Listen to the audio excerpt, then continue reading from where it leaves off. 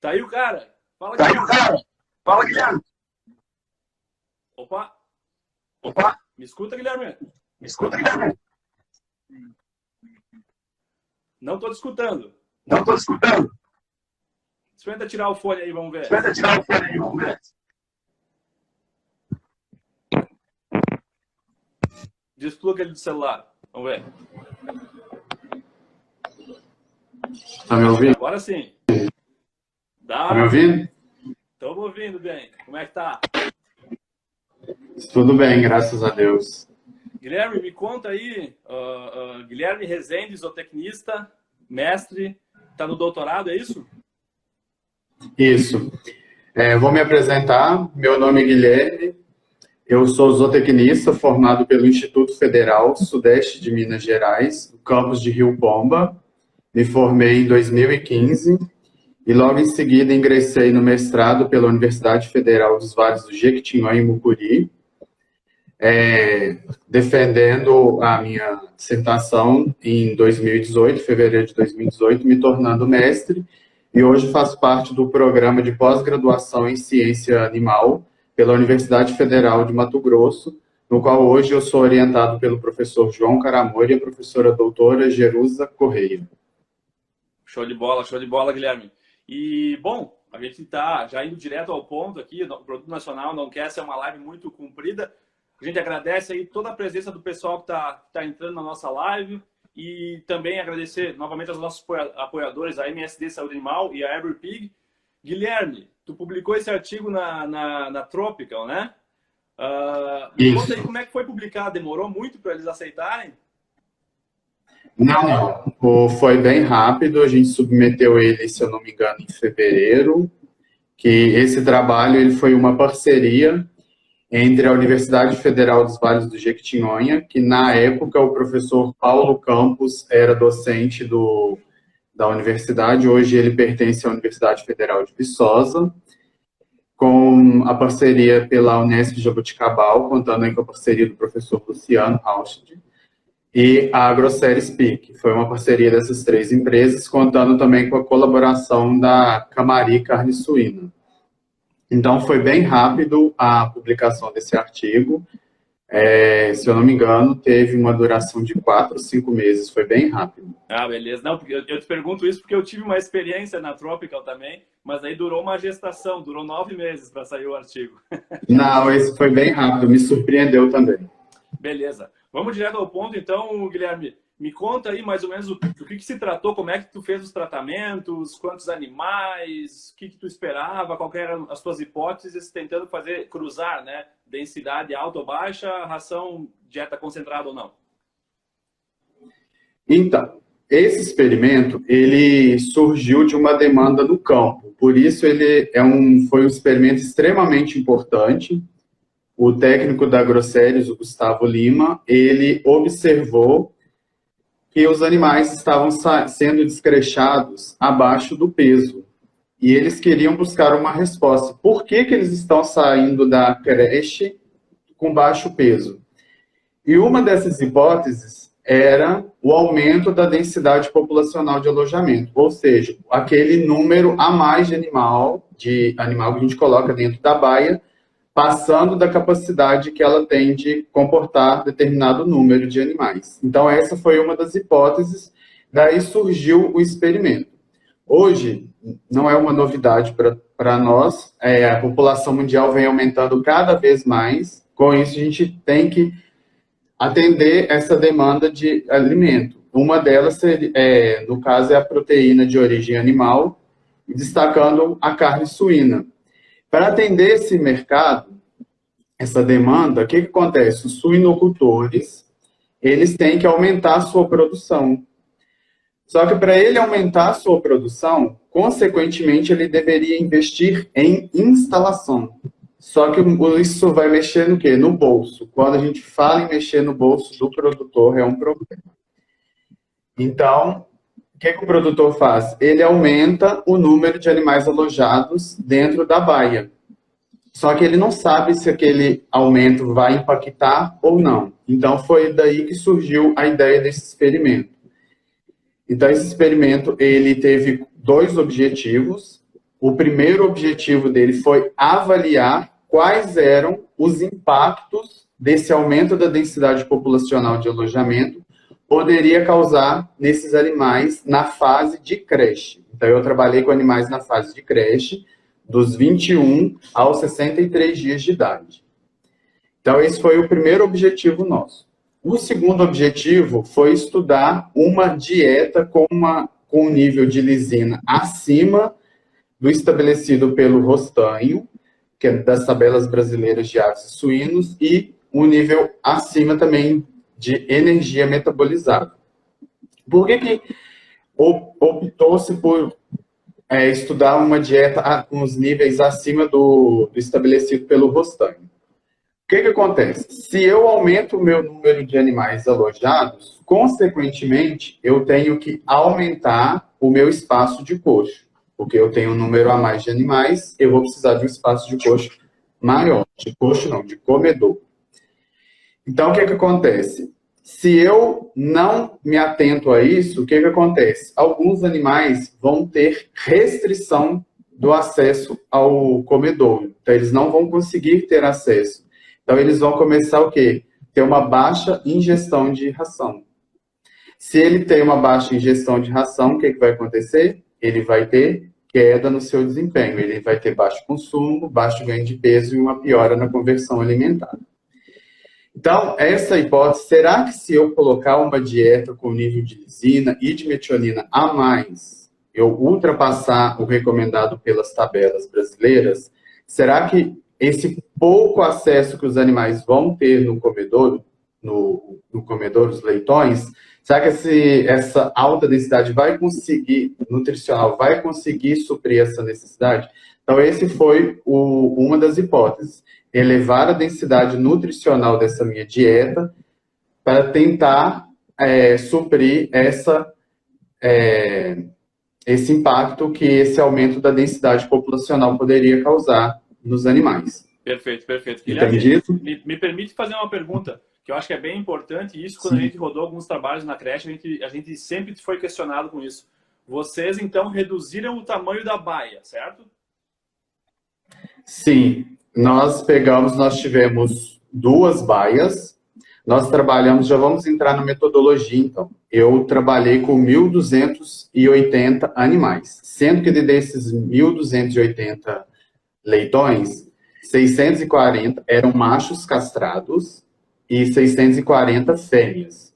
Então, eu bloqueei por sexo e por peso, correto? Então, cada baia possuía 40 animais. Então, cada baia tinha 40 animais. O que eu fiz? Eu peguei 4 baias que eu tinha 4 salas de creche, sendo que cada uma dessas salas eu tinha 8 baias. Então, de uma sala, das 8 baias, 4 estavam com o recomendado pela Associação Brasileira dos Criadores de Suínos, que, se a gente pegar o livro, a recomendação é 0,30 metros quadrados por animal. Então, lá eu tinha uma baia com uma área de 11,90 metros quadrados. Já eu peguei esse 0,30, eu tive uma redução, eu reduzi 25% dela, então caiu para 0,22 metros quadrados por animal. Então, eu tive uma área de 8 metros quadrados por animal. Então, eu tinha 4 com 11 metros e 4 com 8 metros. Então, eu tive uma redução dessa baia. Metade das baias era de 0,30 por leitão e metade era 0,22. Isso, que foram as 2 densidades que eu trabalhei. Eu trabalhei com 0,30, que é o recomendado pela Associação Brasileira dos Criadores de Suíno, e a outra eu reduzi 25% desse 0,30. Grande desafio. Então, grande desafio. Então, eu coloquei os animais, bloqueei eles por sexo e peso, usei um DBC, e eu utilizei um fatorial, que eu tive a densidade, que eu testei 2 densidades, que é 0,30 e 0,22 metros quadrados por animal, e 2 dietas. A dieta controle era de acordo com o recomendado pelo Rostanho, pelas tabelas brasileiras, que eu tinha 1,20% de lisina e 3.280 quilocalorias por quilo de energia metabolizada. Já a minha dieta experimental, eu tinha 1,35% de lisina e 3.411 quilocalorias por quilo de energia metabolizada.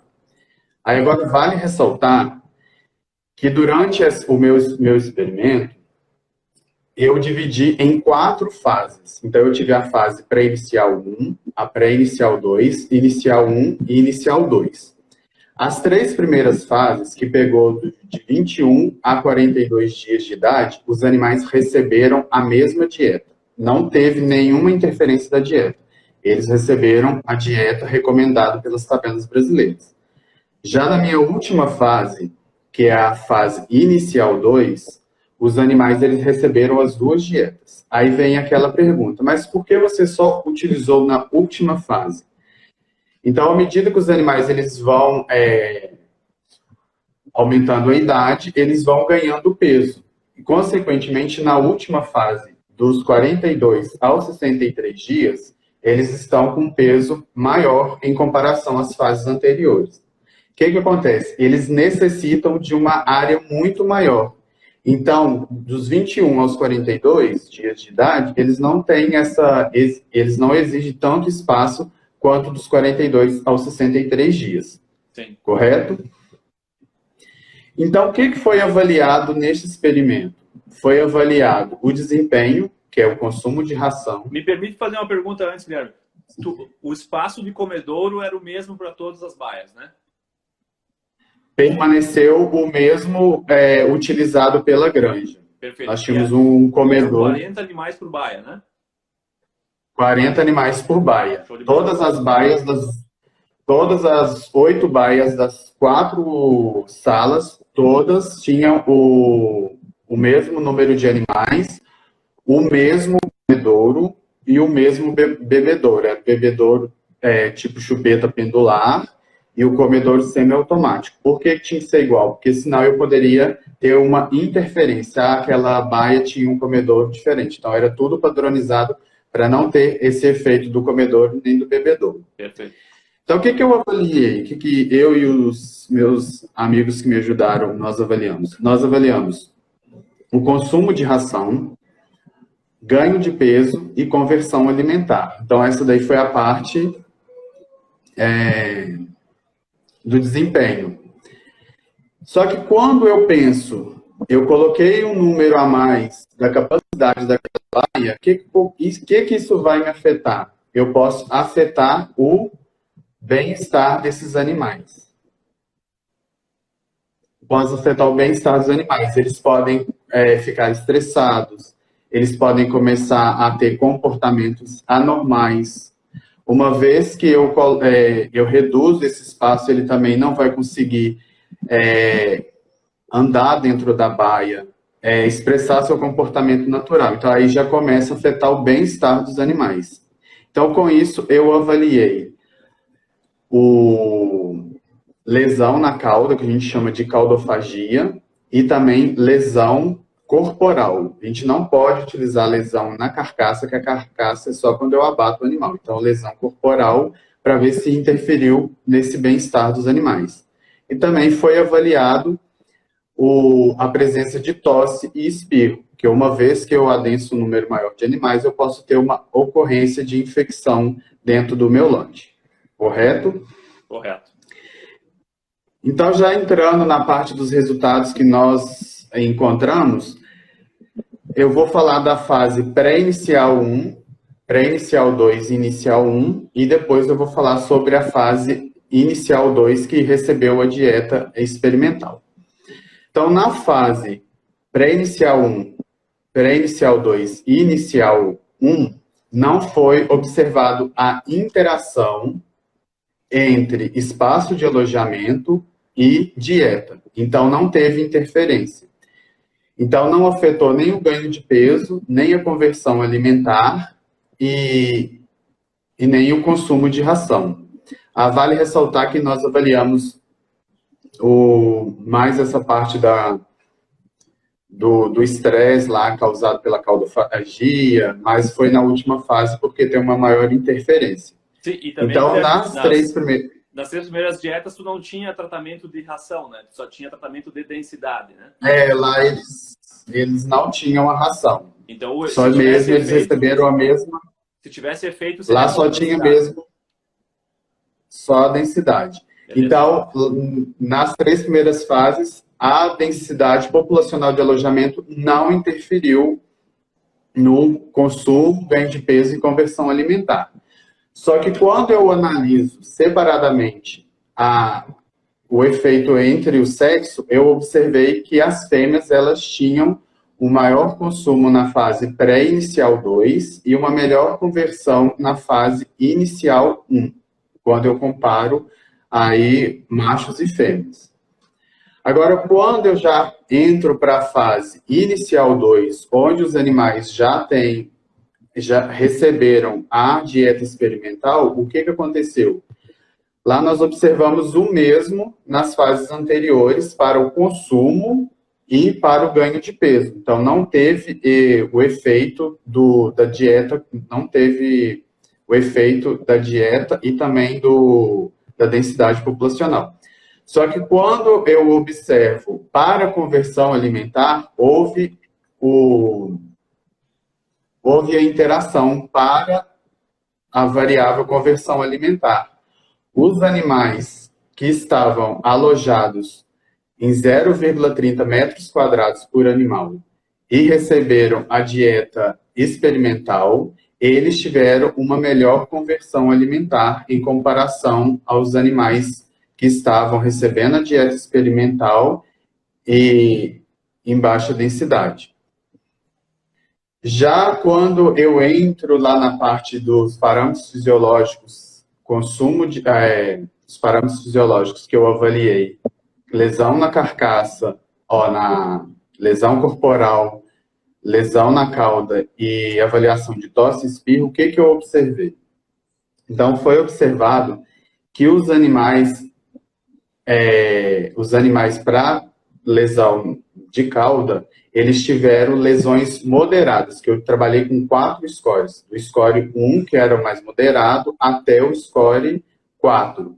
Então, para a lesão da cauda, houve a maior pontuação do score 1 e 2, que é considerado score moderado. Então, não agravou tanto os animais. Quando eu avaliei lesão corporal, eu encontrei o score 2 e o score 3 para os animais que estavam na fase inicial 2. E avaliando já quando eu entro na avaliação da presença de tosse e espirro, também não foi observado uma grande incidência, sendo que a maior incidência foi observado. Deixa eu só dar uma confirmada aqui.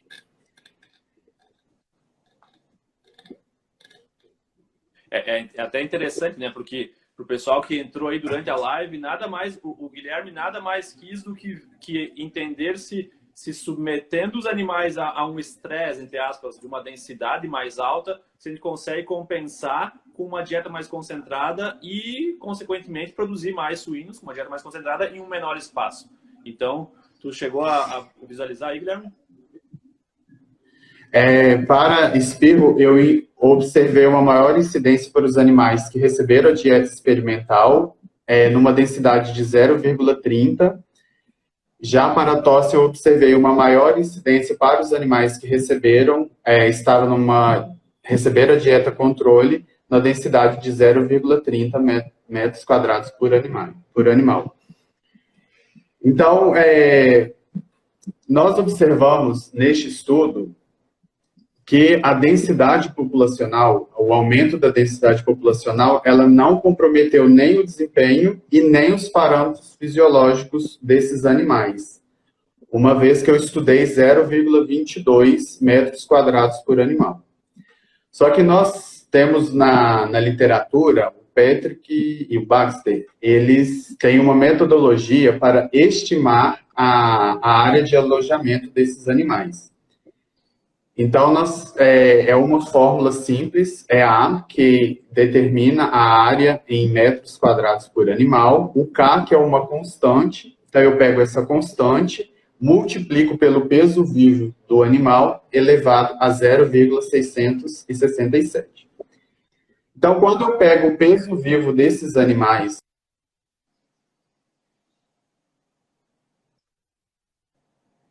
Opa, agora voltou. jogando nas...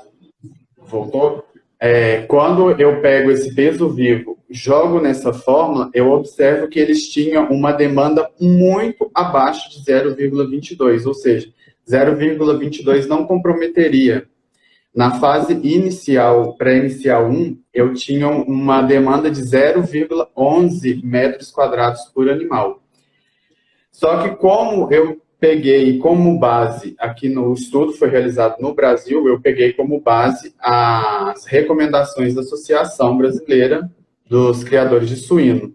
Então, 0,22 ainda estava bem acima do que eu jogo esses dados na fórmula, estava bem acima. Então, por isso, não comprometeu. Que na fase pré-inicial, inicial 2, nós esperávamos que teria queda no desempenho, que iria afetar o bem-estar desses animais e também iria ter uma alta incidência de tosse e de espirro. E não foi o que nós encontramos.